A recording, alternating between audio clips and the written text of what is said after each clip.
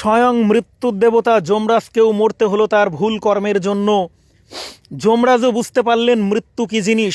স্বয়ং মহাকাল কাল ভৈরব শিবের আবির্ভাব হলো, সে যমরাজকে হত্যা করলেন এবং তার ভক্ত মার্কণ্ডকে রক্ষা করলেন।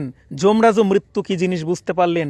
এদিকে ঋষি নিকাণ্ড এবং তার স্ত্রী মারুদাবতী খুব কষ্টে দিন কাটাচ্ছিলেন, কারণ তাদের কোনো সন্তান ছিল না।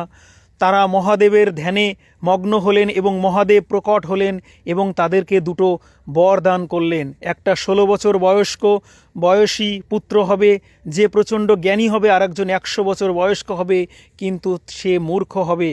তখন নিকাণ্ড এবং মারুদাবতী সেই 16 বছর বয়স্ক জ্ঞানী পুত্রকেই চাইলেন এবং তাদের ঘরে মার্কণ্ড নামে একজন মহান ব্যক্তির আবির্ভাব হলো। মার্কণ্ড ছোট থেকেই খুব শক্তিশালী, খেলাধুলায় সমস্ত কিছুতে পারদর্শী ছিলেন এবং যখন তার 16 বছর পূর্ণ হলো তখন নিকাণ্ড এবং তার স্ত্রী মারুদাবতী খুব কান্নাকাটি করলেন যে এইবার পুত্রকে বিদায় দিতে হবে, সে তো তার 16 বছর হয়ে গেছে, তার মৃত্যু অনিবার্য। তখন মার্কণ্ড মহাদেবের তপস্যার জন্য চলে গেলেন এবং একটা নির্জন জায়গায় গিয়ে তিনি মাটি দিয়ে একটা শিবলিঙ্গ তৈরি করলেন এবং শিবের ধ্যানে মগ্ন হয়ে গেলেন। এদিকে তার 16 বছর পূর্ণ হয়ে গেল।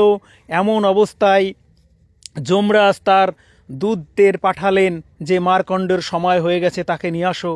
কিন্তু যখন তারা ফিরে আসলেন তখন যমরাজ প্রচণ্ড রেগে গেলেন এবং তিনি স্বয়ং মার্কণ্ডের কাছে গেলেন তাকে নিয়ে আসার জন্য। প্রচণ্ড রেগে গেলেন এবং তিনি সেই বালকের উপরে প্রহার করতে লাগলেন এবং সেই শিবলিঙ্গ জড়িয়ে ধরে মার্কণ্ড প্রচণ্ড কান্নাকাটি করলেন। এই অবস্থায় যমরাজ প্রচণ্ড উচ্চস্বরে হাসলেন এবং সেই আবার প্রহার করলেন এবং শিবলিঙ্গ ভেঙে গেল।